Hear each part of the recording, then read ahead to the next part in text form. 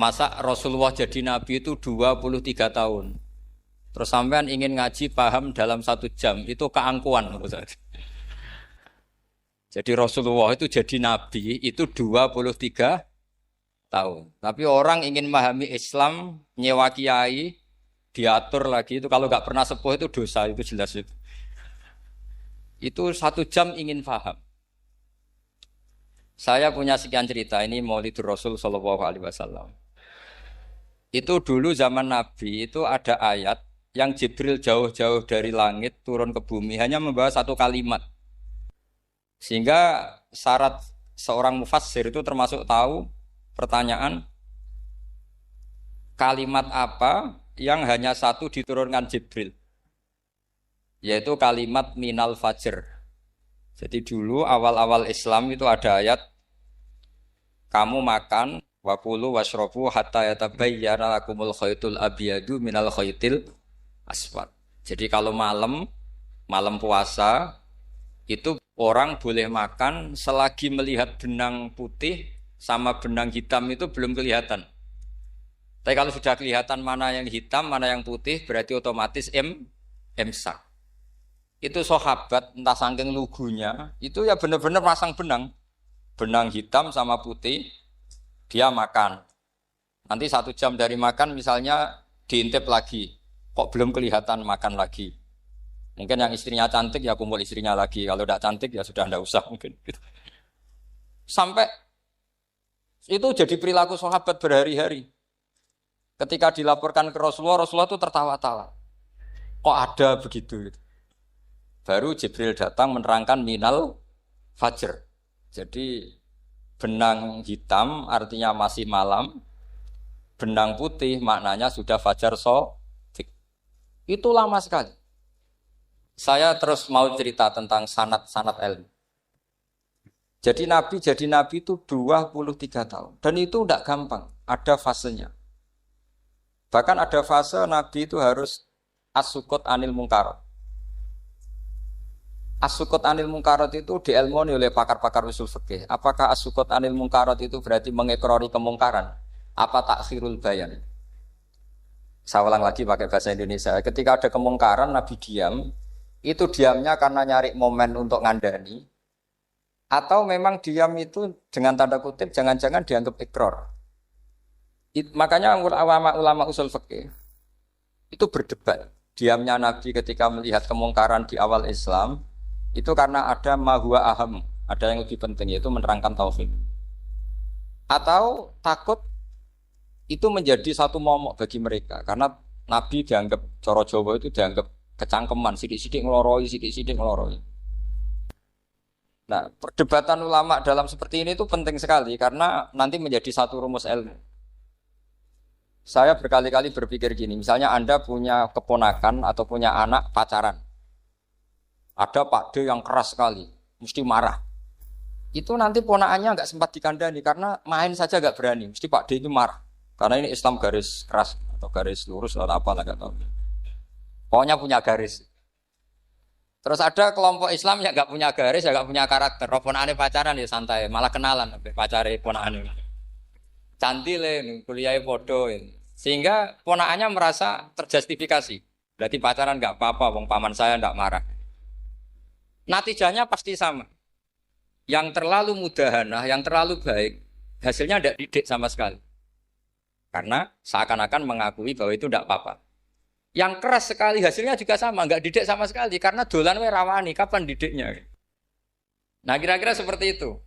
Yang nggak mau berteman sama orang-orang maksiat juga hasilnya sama, meskipun atas nama kebenaran. Aku mau kancanan orang maksiat, ngotori.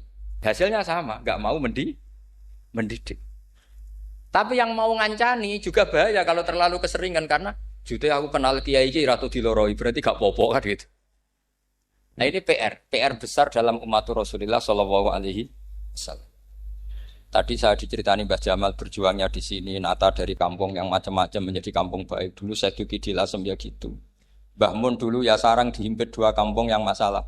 Tapi lama-lama terus jadi kampung yang baik lewat tarbiyah, lewat biasa. Maka ketika kemungkaran kita biarkan, itu namanya apa? Namanya itu kalau dalam usul fikih itu takhirul bayan. Apa? mengundurkan memberi apa? Penjelasan. Karena sekali tidak dengan definisi ini, nanti takutnya dianggap al-iqrar alal mungkar, dianggap ngakui kemungkar. Nah, saya termasuk orang yang sangat usuli ya, sangat memahami Quran, hadis itu cara disiplin ilmu usul fikih. Nah, kenapa itu satu keharusan begini logikanya? Saya ulang lagi, Nabi jadi Nabi itu 23 apa? Itu yang menyokong beliau jadi Nabi itu orang Nasrani dan orang Yahudi. Karena itu satu-satunya perangkat yang harus dipakai. NU belum ada, sama nggak usah GR bela Nabi, NU pas itu belum ada. Maulid Nabi itu yang kangelan itu Abu Lahab, bukan pengurus NU. Sampai sekarang dalil maulid itu masih pakai Abu Lahab. Jadi ini ya NU itu termasuk organisasi yang luar biasa. Abu Lahab itu jadi dalil. Jadi Abu Lahab dengar kalau iparnya, Abu Lahab itu iparnya Aminah, iparnya Sayyidah siapa? Dengar Aminah lahir, nggak punya suami, saking senengnya, candalemnya beliau, itu dimerdekakan. Ya setidaknya untuk hari Senin tak sebut beliau loh, karena pas soleh. Nanti Selasa Rabu sudah ada. Itu dimerdekakan. Saya yang kiai kecil saja nggak bayangkan kalau pagi-pagi tidak punya anak dalam yang bikin kopi siapa, yang mencucikan siapa, yang nyapu rumah. Tapi Abu Lahab saking senengnya punya ponakan itu dikasihkan. Sudah Suwaibah kamu pakai saja. Sudah biar melayani kamu, ngurusin kamu. Jadi saya bayangkan hari itu Abu Lahab itu mungkin bikin kopi sendiri, nyapu sendiri demi. Nah itu sama Allah dikenang. Dikenang sehingga yukhaffafu anul adzabu yaumal isnan itu masyhur. Idza kana hadza kafiron ja'a dhammuhu bi tabbat yadahu fil jahimi muhal lada an ata annahu fi yaumil isnaini daiman yukhaffafu anhu lisururi bi mada famadzannu bil abdil ladzi kana umruhu bi ahmada masruran wa mata muwahhida. Ini Abu Lahab yang kafir, hormat Maulidur Rasul saja dapat takhfiful adab, apalagi yang mukmin. Jadi itu satu-satunya dalil Maulid, itu dalilnya Abu Lahab. Ya makanya terus kita itu dibully sama kelompok sebelah, dalil kok Abu Lahab. Tapi saya pastikan awal Islam itu yang menjadi perangkat nubuah itu hanya Yahudi dan Nasrani. Karena yang lainnya nggak tahu Nabi itu apa. Saya beri sedikit cerita, Nabi itu umur, anggap saja kita ikut kaul yang 12 tahun saja. Sebetulnya ada beberapa perdebatan, ada yang bilang 9, ada yang bilang 12. Tapi yang debat tidak usah didengerin, sama-sama nggak tahu kok ngotot.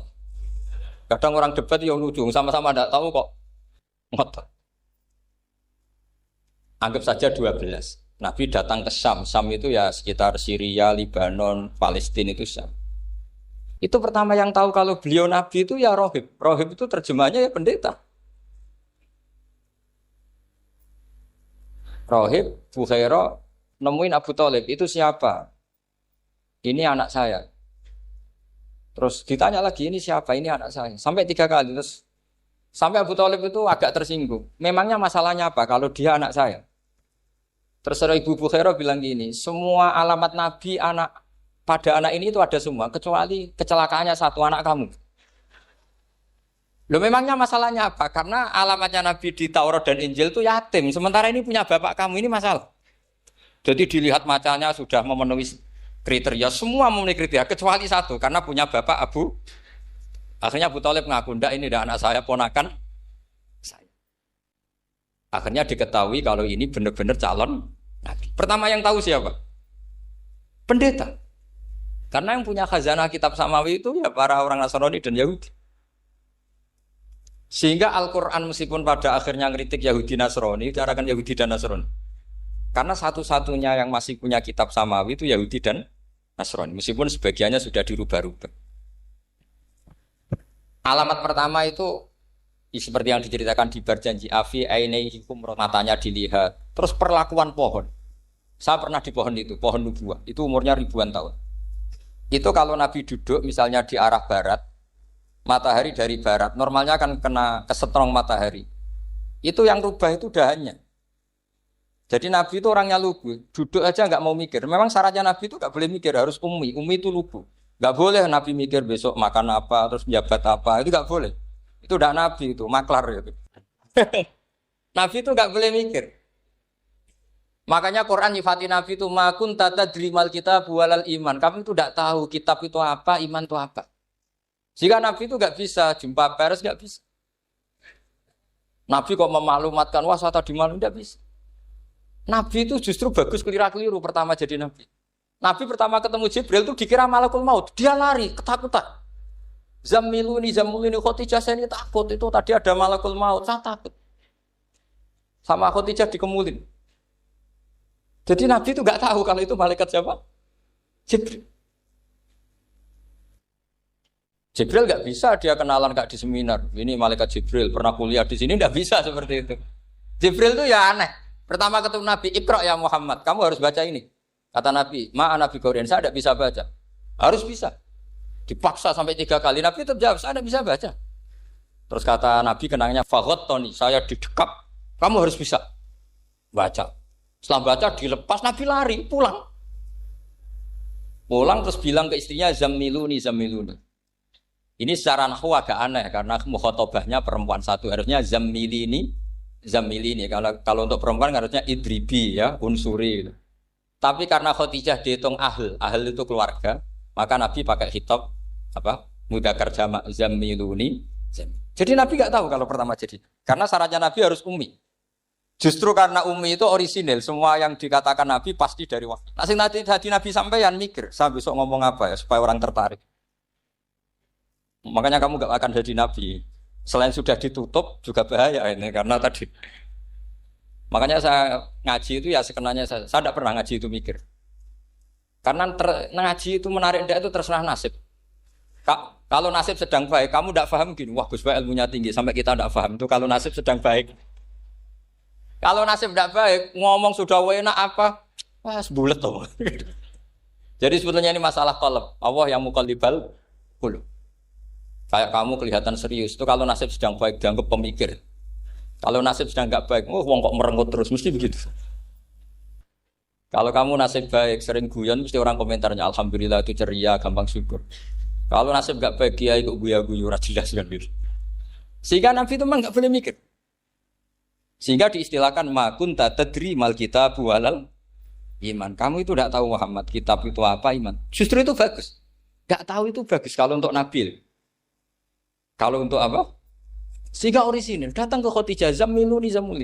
Jawabannya Khadijah lucu. Kamu betul ketemu orang seperti ini ke makhluk seperti ini nih. Iya kata Nabi. Itu Khadijah itu kacaunya bukan main. Khadijah itu kacau. Khadijah itu kubro. Masuk manaqib yang dicintai Mbah. Ini mbah-mbahnya Habib, ini Muhammad bin Anis. Khadijah bilang gini, ya gini saja mas. Suatu saat kalau teman kamu itu datang bilang ke saya, ya kata Nabi. Gak ngerti kalau ini dites. Suatu saat Jibril ini datang lagi. Nabi juga, ini loh temanku. Kalau bilang Jibril ini temanku datang lagi. Khadijah fahasarat an fakhidhiha. Masyhur itu di riwayat. Pahanya agak dibuka. Mas, temanmu masih, lari katanya. Terus setelah lari ditutup lagi. Temanmu datang lagi. Iya, datang lagi. Absyir ya Muhammad, kamu harus senang. Itu benar-benar kamu itu nabi. Jadi Khadijah punya sekian definisi. Kalau nabi betul itu melihat malaikat betul itu melihat aurat itu pasti lari. Jadi dibuka. Ternyata Jibril lari. Khadijah ini tidak tahu, yang tahu nabi. Nabi ya nggak tahu kalau dites. Kalau nabi tahu, kok ngene nak dites ya. Jadi ini mungkin, jadi Nabi itu gak tahu kalau dites. Mas, kalau temanmu datang, bilang saya. Setelah pas Nabi sama Khadijah, Jibril datang. Masyhur itu, fahasarat an fakhidhiha. Dibuka, temanmu masih mas, lari gitu. Ditutup lagi. Sekarang gimana mas, datang lagi. Kamu harus senang, kamu Nabi betul. Karena kalau itu setan, wah mesti senang nonton aurat kan. Itu Nabi tidak tahu kalau dites. Kalau sampean kan tahu kalau mau dites istri. Sampean mulai kato tong wedok liya teko mesti bojo mbek servis untuk menutupi semua keburukan itu. Itu Nabi. Uniknya terus Khadijah. Nabi jadi Nabi sama Khadijah itu tahu dulu Khadijah. Nabi enggak tahu kalau mau jadi Nabi, tapi Khadijah tahu.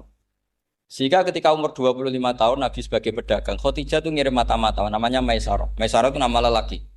Saya tambahin lagi Maisarah nama lelaki. Nanti kalau kamu artikan nama perempuan, oh berarti Nabi kemana-mana punya perempuan. Enggak, Maisarah itu nama lelaki. Maisarah dikirim Khadijah terus. Gimana Muhammad di perjalanan? Tudhilluhul ghamamah tuti'uhus sahaik. Kemana-mana dipayungi oleh mega, oleh awan. Sekian informasi ke Rasul ke Khadijah itu dimasukkan semua ke Khadijah. Tapi betapa kecewanya Khadijah ketika Nabi nikah umur 25 tahun, Khadijah umur 40 tahun. Itu kok gak jadi Nabi. Itu mulai kecewa sido jadi Nabi tahu orang. Makanya ketika tahun ke-40, berarti Nabi umur 40, cerita ketemu tadi Jibril, sebenarnya Nabi gak tahu itu Jibril, gak bilang Jibril. Itu Khadijah senangnya bukan main. Karena apa yang dibayangkan dia terjadi. Fa wa la yuzika wa abadan innaka la tasilur rahim wa tahmilul kalla wa taksibul maqdud wa taqridu fa wa tu'inu ala nawaibil haq. Lah bahasa Pak Said Akil syarat jadi rais Suriah harus hafal katanya gitu. Sonono syaratnya jadi ulama. Saya ini jadi ulama sebelum di NU. Banyak kata Mbak Mun dulu guyon kiai ono loro, ono kiai sing ning NU, berarti kiai sik lagi ning NU. Ono sing kiai NU nak gak pengurus NU ada di kiai gitu. Itu guyonannya Mbak Mun. Akhirnya Khadijah itu sempurnanya bukan main karena pernah ragu 15 tahun. Kan dari umur 25 Nabi kemudian enggak tahu bukti berikutnya. Makanya terus ini jadi Nabi enggak. Setelah umur 40 benar-benar Nabi, paginya diajak ke Waraqah bin Naufal, masih pernah paman sama Khadijah. Ya Ami ini Ibnu Akhika mau cerita. Terus Waraqah ini Nasrani. Di kitab Bukhari Ro'an tanah sorofil jahiliyah wayak tubuh Injil bil Ibraniyah masya Allah ayat. Jadi Waraqah itu penginjil, pendeta. Tapi nanti loh kamu jangan salah paham. Terus kayak pendeta sekarang ada periode di mana Injil masih asli dan ada periode ini yang sudah muharraf. Itu kan dia itu lafaznya ulama. Akhirnya Waraqah tanya, kamu ngomong saja ya Ibnu Akhi, manggilnya seperti itu. Akhirnya Nabi cerita ketemu Jibril, sebenarnya beliau enggak tahu itu Jibril cerita. Terus kata Waraqah, hadan namus alladzi ja'a bi Musa. Masih pakai bahasa namus, hadan namus alladzi ja'a bi Musa. Itu namus semacam malaikat yang mendatangi Musa. Terus uniknya Waraqah bilang gini, wa yudrikni yaumuka ansuruka nasron mu'azzar. Andaikan saya menemukan hari ketika kamu jadi nabi, akan saya bela mati-matian. Kapan itu, paman? Khina yukhrijuka kaumu, ketika kamu diusir oleh kaum kamu. Nabi sebagai orang baik, makanya GR jadi orang baik itu ya boleh. Nabi sebagai orang baik itu tanya, awamu khrijiyahum. Kalau kiai-kiai maknani awamu khrijiyah ana ta iku wong sing ngetokno ingsun hum utai kaumi. Masa saya nanti diusir kaum saya? Saya ini termasuk keluarga terhormat. Perilaku saya baik. Masa saya nanti diusir? Terus kata Waraqah, tidak ada seorang pun yang jadi nabi kecuali nanti ngalami diusir. Jadi yang tahu mau diusir itu ya Waraqah. Nabi malah tanya, masa saya nanti diusir? Karena tadi syaratnya Nabi harus ummi. Ummi itu keibu-ibuan. Jadi enggak tahu.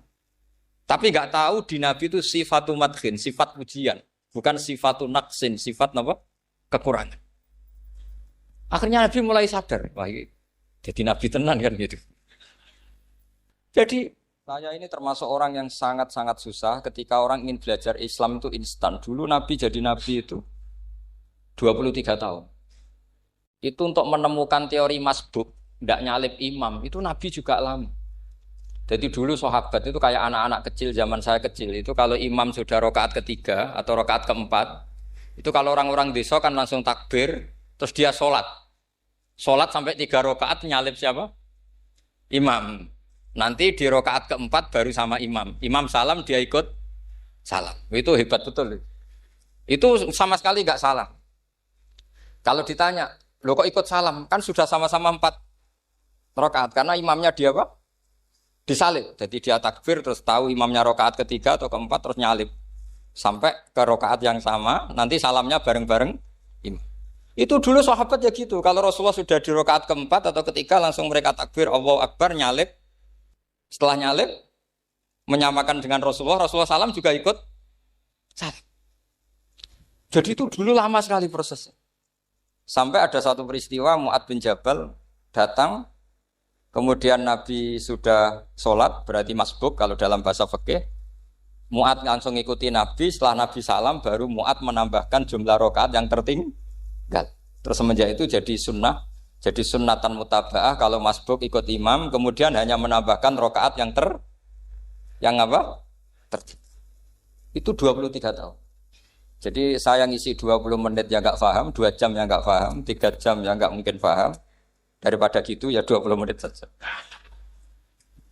Ya itu betul, karena saya tidak punya kemampuan itu. Saya masih ingat, saya ngaji umum pertama itu di hallnya abahnya Pak Hamid Pasuruan di Lasem. Kedua di Pak Hamid Pasuruan kemarin. Terus tadi di Kiai Robah Maksum, itu ajudannya 3 kali ke saya tidak mau. Kiai Robah datang sendiri, sudah sepuh dituntun. Saya ini agak-agak soleh lah, kalau sama orang sepuh itu pengapesan. Masih ingat lah aturan mainnya laisa minna walam yarham saghirana wa yuwaqqir haqqa kabirina. Tapi yang sepuh betul kayak Mbah Jamal itu sepuh betul. Ada sepuh gaya-gayanan tidak mau. Karena memang Mbah Jamal itu besanan sama saya, Mbah Sahal itu misanan saya, misanannya Mbah saya. Terus dapat Mbah Nafisa ya keluarga sini. Saya teruskan kalau Mbah Robah itu faktornya sanad. Robah bin Maksum, Maksum ini muridnya Mbah siapa itu? Fakih Mas Kumambang. Mbah Zubair dulu ya ngajinya sama Mbah Fakih apa? Mas Kumambang. Kemarin seminggu yang lalu saya di Pondok Termas ya faktornya sepuh. Karena sanad saya Mbah Mun, Mbah Zubair, Kiai Fakih Mas Kumambang, kemudian Mbah Mahfud apa Termas. Maka berjanji itu kitab yang masalah madaih itu bagus secara tarikh. Jadi kita madaih itu beda-beda. Ada yang kayak Habib Ali. Habib Ali itu lebih ke isek itu berontok. Jika saya suka baca Simtud Duror itu kalau pas isek, pas berontok. Bronto itu ya pas kangen Nabi, biasanya saya wudu terus baca Simtud Duror, itu pas isek. Tapi kalau saya ingin baca sejarah suka berjanji. Kalau Habib Ali jelas isek. Yang duriannya sekarang di Solo termasuk Habib Muhammad bin Husain bin Anis bin Alwi bin Ali yang punya Simtud Duror. Jika kalau beliau baca sholawat ya sholatan yattasilu biha ruhul musalli alaihi. Fayam basitu fi qalbi sirunuri ta'aluki bi wa hubbi. Fayuktabu biha bi inayatillahi nabu fi hisbi. Kalau berjanji enggak, dia tahu problem utama Nabi itu nasabnya karena beliau orang Quraisy, orang jahiliyah yang dikira enggak punya darahnya Nabi Ibrahim. Maka beliau pertama ngarang diantaranya wa ba'du fa'aqul huwa Muhammad bin Abdullah bin Abdul Muttalib wasmuhu Syaibatul Hamdi Humitat Khisalusaniyah. Saya pastikan Muhammad cucunya Abdul Muttalib. Dia yang punya pintu yang mau masuk ke Ka'bah namanya Babu Bani Syaibah. Itu nama lain dari Abdul Muttalib. Terus diteruskan. Abdul Muttalib bin Hasyim terus sampai wa adnanu bila raibin itadzawil ulumin nasabiyah ila dabihi Ismail nisbatuhu wa muntah. Karena berjanji ingin ngomong, ingin memaklumatkan ini Muhammad. Kamu kira orang mana? Beliau adalah turunan Ibrahim. Kayak apa alimnya yang ngarang berjanji? Ya, saya berkali-kali ngomong di mana-mana. Lah berjanji itu nasibnya kurang baik. Dibaca bahasa Arab, yang baca enggak paham, yang dengar enggak paham. Akhirnya kubu sebelah dianggap baca mantra. Nah, terus dihukumi bid'ah kan? Coba kalau itu ditulis bahasa Indonesia. Nasab Muhammad. Dia punya bapak Abdullah, punya mbah Abdul Muttalib gini-gini. Paling kubu sebelah tidak akan bilang bid'ah. Mesti ngomong ini buku sejarah. Jadi gara-gara bawa bahasa Arab, sing maca ora paham, sing nyenggaki ora paham, terus koyo mantra. Sing kritik yo luwih ora paham. Sudah akhirnya. Jadi berjanji itu bela-belain Nabi itu yang dilihat sisi nasab. Makanya beliau ngendikan wa'adnanu bila raibin intadzawil ulumin nasabiyah ila dzabihi Ismaila nisbatuhu wa. Itu juga orang Yahudi. Akhirnya orang Yahudi banyak yang iman. Ternyata Muhammad itu tidak orang lain. Sampai mereka bilang Muhammad minal asbab. Muhammad itu enggak lain saudara kita. Akhirnya orang Yahudi banyak yang iman. Jadi pertama Nabi jadi Nabi itu yang tahu ya orang Yahudi dan orang Nasrani karena mereka pasti punya sisa-sisa kitab samawi. Itu yang diceritakan Ka'bil Ahbar. Ya al-haditsus tsani an Yasar bin Atha an Ka'bil Ahbar. Qala 'allamani Abi Tawrata ila sifran wahidan kana yaktimuhu wa yudkhiluhus sunduk. Falamma mata abi fatahtuhu fa idzan fi nabiyyun yakhruju akhiras zaman maulidu bi Makkah wa hijratu bil Madinah wa sultanuhu bisyam. Ya, jadi ini saya urun nerangkan maulid. Tapi jangan diundang lagi. Ya, jadi, pokoknya saya ini kaidahnya jelas. Kalau tidak pernah sepuh ngundang saya haram. Aturan fikihnya kan gitu. Kalah alim ngatur yang alim haram. Kalah tua ngatur sing tua haram. Tapi nak wong tua ngatur sing nom ana kemungkinan halal. Mergo ana kemungkinan sing nom ra nurut wong tua iku dosa. Makanya kalau saya dipanggil yang pernah sepuh, waduh cocok ra cocok ya samina wa ta'na. Karena Mbak Jamal ini abahnya Gus Rozin, biasanya Basal. Terus saya pokoknya tak ingat saya pengajian umum itu baru ke-7 ke 8. Semoga ya nanti sampai mati ya jumlahnya masih bisa terhitung. Tapi kalau ngaji rutin saya terus. Saya terus ngaji rutin. Saya pernah baca hikam di Jogja khatam. Kalau di pondok saya sudah enggak terhitung saya khatam berapa kitab enggak terhitung karena saya sering ngaji rutin. Sehingga Diba itu kitab kesayangan Habib Ali. Habib Ali sebelum ngarang Simtud Duror itu beliau nginduk kitab apa? Diba, masyhur. Jadi saya ulang lagi ya, kalau Diba sama Berjanji lebih ke tarikh, kalau Habib Ali ke Isyak, semuanya baik. Saya baca Habib Ahmad Al-Habsyi Pasuruan pernah tak tanya, kenapa kalau Maulid baca tiga-tiganya? Ben gak asobiah Gus, ben keduman kabeh. Saya itu setengah hafal semua, tiga-tiganya setengah hafal. Berjanji cerita, Al-Hadis Susah, Diba yang ini Diba, Al-Hadis Susani an Yasar bin Ato an Kabil Akbar. Kata Kabil Akbar, saya ngaji sama bapak itu, Taurat itu khatam. Tapi saya itu iskal itu janggal. Kenapa ada satu lempiran yang enggak diajarkan? Disimpan fisunduk. Jadi orang Yahudi itu ada baiknya. Mestinya kalau mangkal kan dibakar supaya hilang jejak. Enggak. Karena Yahudi itu ada unsur nubuah. Karena babanya Yahuda bin Yakub bin Ishak bin Ibrahim. Tapi Yahudi yang orisinal ya. Saya berkali-kali ngaji bilang Israel itu kalimatu madkhin, pujian. Sehingga Israel disebut wa ani faddaltukum alal alam itu Israel yang bani karena ada gennya Nabi. Kalau Israel yang sekarang itu nation, sebuah negara. Mereka ada yang Zionis, ada yang turunan Eropa, Amerika, terus Islamfobia. Itu beda Israel yang negara dengan Israel yang bani. Kalau yang bani itu ada unsur gen para apa? Nabi, sehingga ya bani Israel. Tapi kalau Israel sekarang nama sebuah negara. Sehingga ketika Allah bilang ya bani Israel itu khitabnya pada penduduk Medina. Kenapa? Karena penduduk Medina zaman itu banyak yang keturunan Nabi Ibrahim alaihis salam. Jadi Israel di Quran itu bukan nama sebuah negara, nama sebuah turunan. Sehingga disebut ya Bani Israel, he anak turune Israel. Kita tahu Israel nama lain daripada Nabi Yakub. Yakub bin Ishak bin Ibrahim. Ya karena memang saya nekuni ilmu. Kalau tadi yang Banjari kan nekuni suara. Jadi suaranya bagus. Itu kalau nggak ditopang al-jamalul akli, logikanya juga bagus. Itu bahaya, nanti orang mau nyanyi tok. Nah ini tak bantu. Tadi ada al-jamalul sauti, kebaikan secara suara. Ini tak bantu al-jamalul akli, kebaikan secara makna. Ya mestinya keren al-jamalul akli, karena al-jamalul sauti itu penyanyi dangdut bisa. Jadi semua penyanyi bisa kalau suara bagus ya. Tapi kalau maknanya Diba itu kalau tidak orang alim tidak bisa. Wes tuku terjemahannya tetap paham, bakat gitu. Saya teruskan. Falam mama tabi, orang Yahudi itu dia benci kok naskah itu tetap disimpan.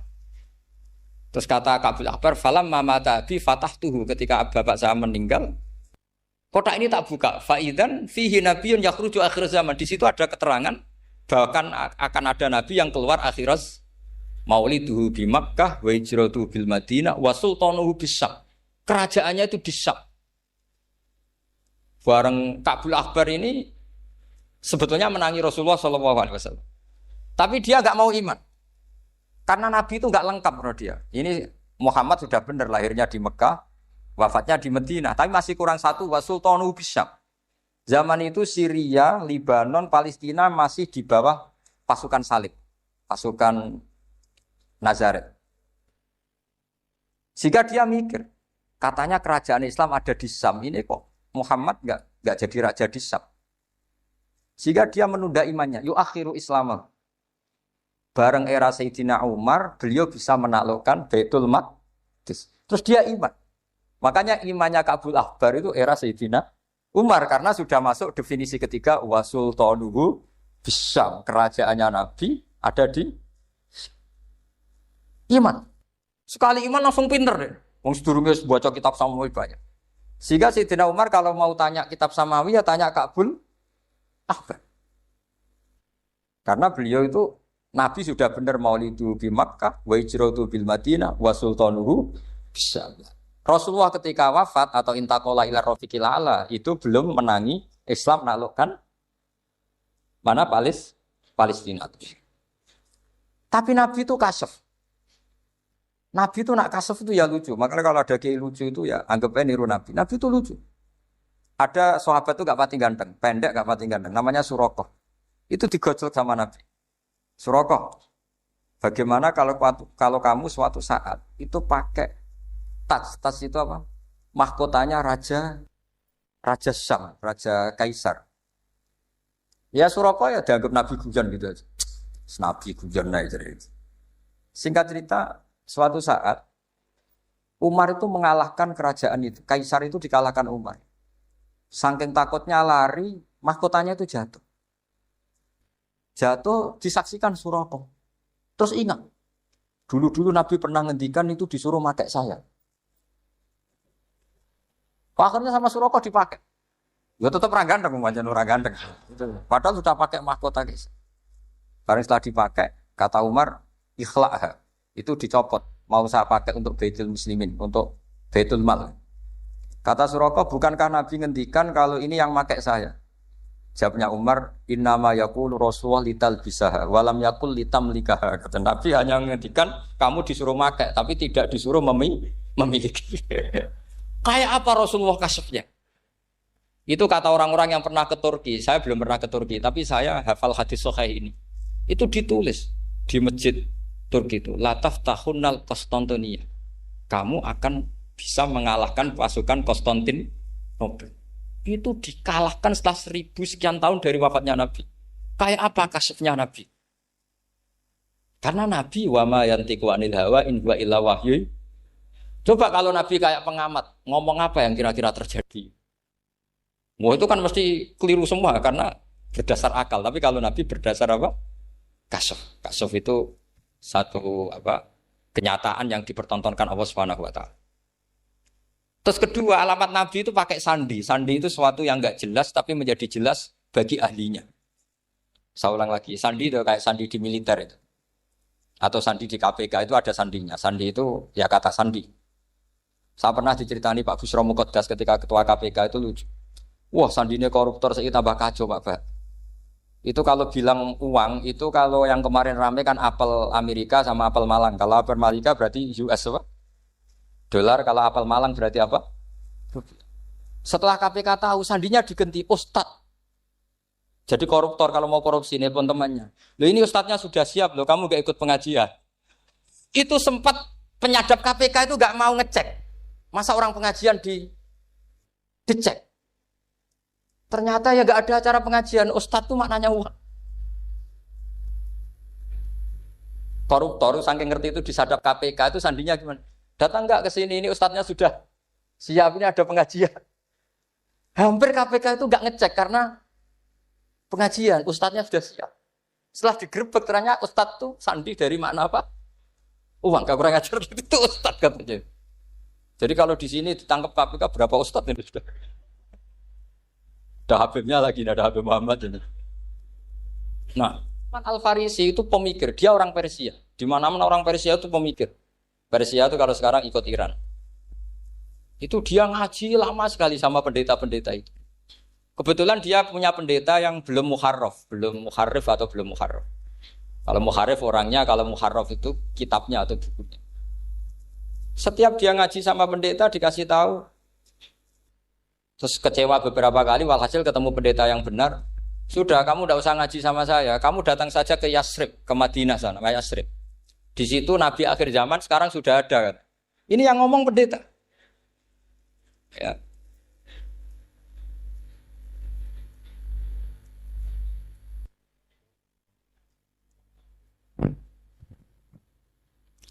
Ya terus sandinya itu 3. Itu aneh semua sandi. Sandinya pertama layak balus sodaqah. Lalu saya tahu kalau itu Nabi gimana?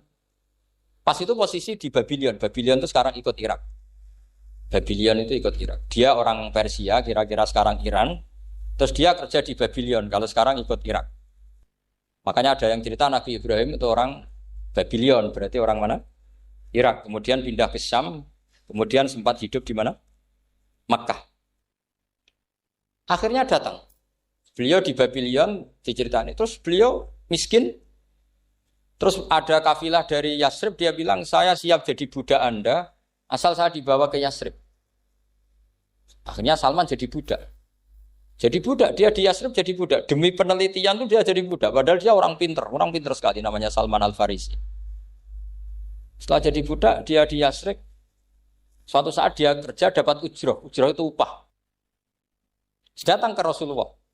Ya Muhammad, manggilnya masih jangkar. Ya Muhammad, saya punya banyak uang. Kamu kan punya sahabat banyak, punya santri banyak. Ini tak sedekahkan ke kamu. Apa kata Nabi? Sahabat dipanggil semua. Halumu ilayya, ayo kesini, ini makan, ini ada sedekah. Terus kata Salman kenangannya walam ya'khud min hasya'an.